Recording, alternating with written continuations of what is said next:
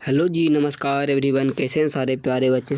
तो आज हम फिजिक्स का काफ़ी इम्पोर्टेंट क्वेश्चन को कवर करेंगे, तो वीडियो को पूरा ज़रूर देखिएगा क्योंकि आज हम वी ऑब्जेक्टिव को कवर करेंगे जो 2025 में आप लोग से पूछा जाएगा। तो वीडियो को पूरा ज़रूर देखिएगा और दोस्तों में शेयर ज़रूर कीजिएगा।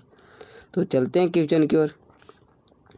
पहला नंबर सवाल है, आप लोग का आंसर पता है तो आप लोग कॉमेंट बॉक्स में दीजिएगा। पहला नंबर सवाल है कि गोलीय दर्पण के परावर्तक पृष्ठ की वृत्ताकार सीमा रेखा का व्यास कहलाता है। सीमा रेखा का व्यास क्या कहलाता है? तो गोलीय दर्पण का द्वारा कहलाता है। क्या कहलाता है? गोलीय दर्पण का द्वारा कहलाता है। याद रखिएगा, करेक्ट आंसर डी है। ये काफ़ी इंपॉर्टेंट सवाल है।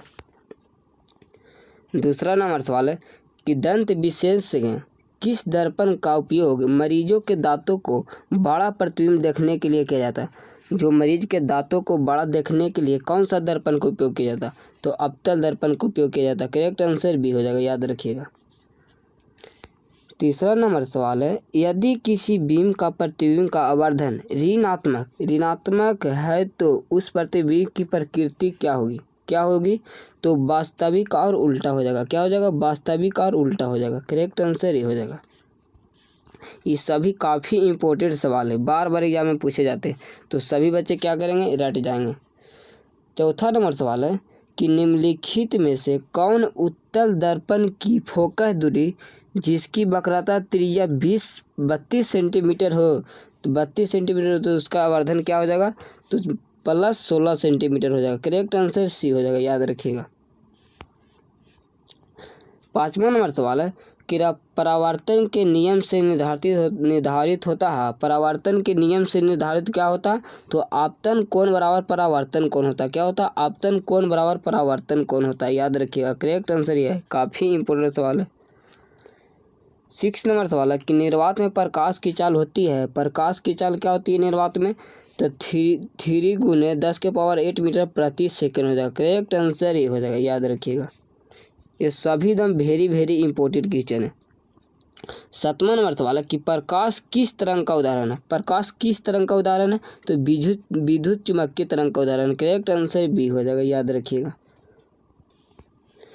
8वां नंबर सवाल है कि प्रकाश के परावर्तन के कितने नियम है? ये एकदम हल्का सा सवाल है। प्रकाश के परावर्तन के कितने नियम है? बार बार एग्जाम में पूछे जाते।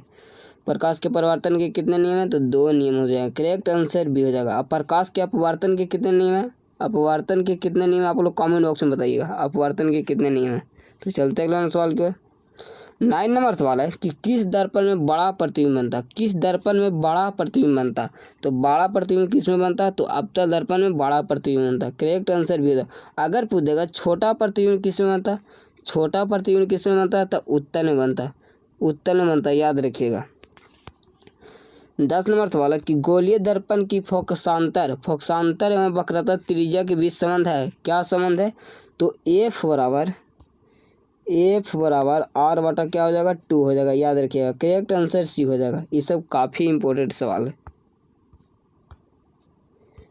क्या हो जाएगा? गोलीय दर्पण की फोकसांतर वक्रता त्रिज्या का संबंध के बीच संबंध क्या हो जाएगा? एफ बराबर आर बटा 2 हो जाएगा। करेक्ट आंसर सी हो जाएगा, याद रखिएगा। तो चलते हैं अगला सवाल की ओर। 11 नंबर सवाल है कि सर्च लाइट का परावर्तक सतह होता है। जो सर्च लाइट होता है, जो परावर्तक सतह उसका कैसा होता है? तो अवतल होता है, याद रखिएगा। करेक्ट आंसर भी हो जाएगा। दाढ़ी बनाने में कौन सा दर्पण को उपयोग होता है? कौन सा दर्पण को हम लोग उपयोग करते हैं? तो अवतल दर्पण को उपयोग करते हैं। करेक्ट आंसर सी हो जाएगा, याद रखिएगा। सब काफ़ी इंपॉर्टेंट सवाल है। दर्पण का सूत्र एकदम काफ़ी इंपॉर्टेंट क्वेश्चन है, एकदम वेरी इंपॉर्टेंट क्वेश्चन है। एकदम ट्रिपल स्टार मार देते हैं, याद रखिएगा। दर्पण का सूत्र होता है जो 1/v + 1/u बराबर 1/f हो जाएगा। करेक्ट आंसर डी हो जाएगा, तो याद रखिएगा। 14 नंबर सवाल है कि किस दर्पण में केवल आभासी प्रतिबिंब बनेगा? केवल आभासी प्रतिबिंब किस में बनता? तो समतल और उत्तल में। केवल आभासी प्रतिबिंब किस में बनता? केवल आभासी प्रतिबिंब किस में बनता? तो समतल दर्पण में बनता। किस में बनता? समतल में बनता। केवल आभासी प्रतिबिंब किस में बनता? आभासी प्रतिबिंब किस में बनता है? केवल आभासी प्रतिबिंब किस में बनता है? तो समतल और उत्तल में बनता है। करेक्ट आंसर डी हो जाएगा, तो याद रखिएगा। 15 नंबर सवाल है कि समतल दर्पण में प्रतिबिंब की प्रकृति क्या होगी? समतल दर्पण में प्रतिबिंब की प्रकृति क्या होगी? तो आभासी तथा बराबर हो जाएगा। क्या होगा? आभासी तथा बराबर हो जाएगा। करेक्ट आंसर डी हो जाएगा।